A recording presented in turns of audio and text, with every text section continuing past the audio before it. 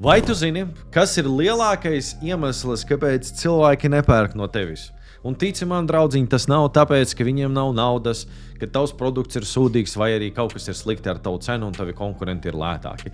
Cilvēki nepērk, jo viņi nejūt sekas tam, kas notiks, ja viņi neko nedarīs. Un šodien es tev izstāstīšu par vienu no svarīgākajiem jautājumiem, kas tev palīdzēs klientam uzdot jautājumus, lai viņš pats sev atklāja, kāda vēlna pēc viņam ir jāpērk tieši no tevis. Bez kaut kādām manipulācijām vai spiediena.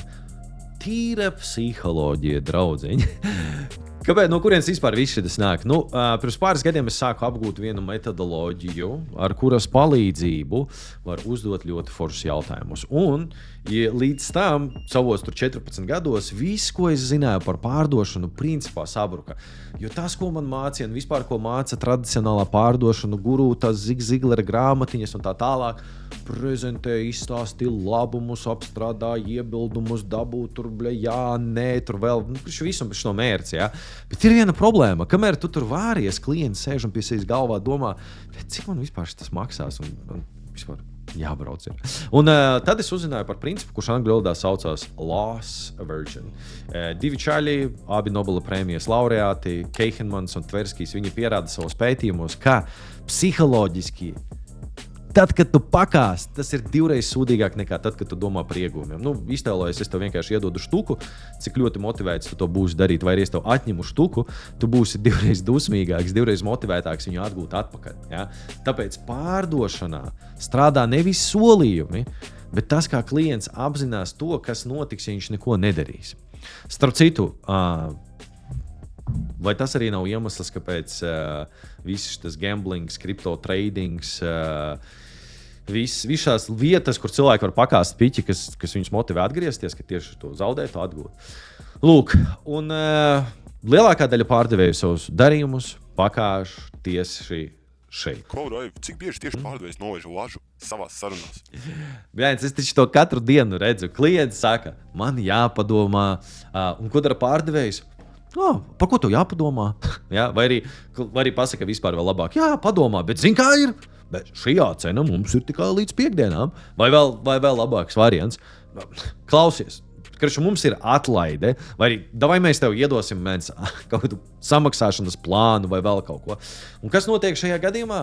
Klients vienkārši aiziet, jo tu runā par ieguvumiem, tu radi spiedienu. Viss. Tu viņam nepalīdzi sajust un uzzīmēt tā kā to bildi, kādas būs viņa bezdarbības sekas. Un, ja tu saskatīji sevi šajā kontekstā, obligāti nospiedi like šim video, jo tagad es tev parādīšu reāli, kā to samainīt. Un kā izskatās tava dzīve, ja tu vienkārši mauc un strādā un vienkārši gribi noslēgt darījumus ar savām vecajām stratēģijām? Visticamāk, tev jāstrādā vairāk nekā visi 9-12 stundas dienā. Dažreiz tu mauc bez brīvdienām, tu uzraksti labu piedāvājumu, uztaisi prezentāciju, satiecies ar klientu vienreiz, otrais, trešo reizi. Un tad klients saka, jā, bļāns, viss forši, es padomāšu, tik tūlīt. Tu gaidi dienu, 2, nedēļu, piezvani, padomāji, nē, vēl domāju. Un tad klients vairs neatbild. Un zini, kas vissāpīgākais šajā procesā? Tu zini, ka tavs produkts viņam palīdzētu. Tu zini, ka viņam ir problēma, bet viņš vienkārši izvēlās nedarīt neko. Un tas notika tāpēc, ka tu neuzdevi pareizos jautājumus. Tā, hold on. Ļauj man tev parādīt risinājumu.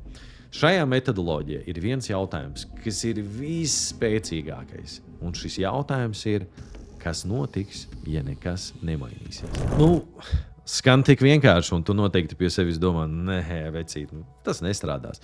Bet vai padomājam kopā, kas notiek klienta galvā, kad tu uzdod šo jautājumu? Tev nevajag prasīt, vai tu gribi pirkt, vai tev ir budžets, vai tu redzēsi vērtību. Tu jautā, kas notiks ar tavu biznesu, veselību, attiecībām, dzīvi pēc 6 mēnešiem, ja nekas nemainās. Un klients sāks runāt. Viņš teiks, mēs zaudēsim klientus, es iespējams zaudēšu darbu, mana veselība pasliktināsies. Un tieši šajā brīdī viņš pats sev stāsta savas bezdarbības sekas. Un rada iekšējo spriedzi, lai viņš fucking sāktu rīkoties. Bet šeit ir viens svarīgs moments. ja tu uzdos šo jautājumu nepareizi, viņš reāli nestrādā. Jo ir milzīga starpība starp to, ka tu saki, kas notiks, ja jūs nenopirksiet, ja neizdarīsiet. Salīdzinot ar to, ka tu saki, kas notiks ar tavu situāciju, ja nekas nemainīsies. Pirmajā variantā stāsts ir par tevi, otrajā ir par klientu. Jo kas gan klientu interesē vairāk? To, cik kruts esi tu, tavs uzņēmuma sasnieguma rezultāti, vai tomēr viņa pašu problēmu risinājumu. Un tu prasīsi, kā tad man visu šito reāli pielietot dzīvē? Es tev iedošu 3 soļu formulu. Pirmais solis šo jautājumu nekādā gadījumā nedrīkst uzdot sarunas sākumā, ne 2., ne 12. minūtē. Vienkārši tur ir svarīgi izveidot saikni ar klientu, saprast viņa problēmas, ļaut viņam atvērties un iespējams arī pārunāt par viņa sajūtām. Solis numur 2. Un tad pirms prezentēt, uzdot šo jautājumu. Vai esi apsvēris, kādas varētu būt sekas tam, ka pēc 3, 6 vai 12 mēnešiem neko nemainīs šajā situācijā? Trešais solis – klusē. Let it sink. Ļauj viņam runāt. Šis ir maģijas moments. Viņš pats sev izstāstīs, kāpēc viņam ir jāpērt. Un tad pakāpeniski ej dziļāk. Un kas notiek pēc tam? Kā tas ietekmēs tevi, komandu, biznesu, un kā tu jutīsies par to.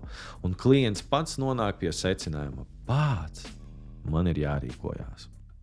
Un ja tu domā, labi, bet kā man šo pielietot, lai tas izklausās dabiski, nevis es aizbaidu vienkārši savus klientus. Pievienojies manam Telegram kanālam, tur tu uzzināsi stratēģijas, kā pārvarēt iebildumus, kādus jautājumus uzdot klientiem un no kādiem jautājumiem izvairīties. Un tur arī es dalos ar reāliem saviem pārdošanas video, kur es pats slēdzu darījumus ar čekiem līdz 20,000 eiro, kur klienti apmaksā viņus sarunas laikā. Tāpēc links būs aprakstā, spied, nāc iekšā, grupa ir bez maksas un uzsūdz zināšanas. Bet zini, kā ir viena liela problēma, par ko neviens nerunā.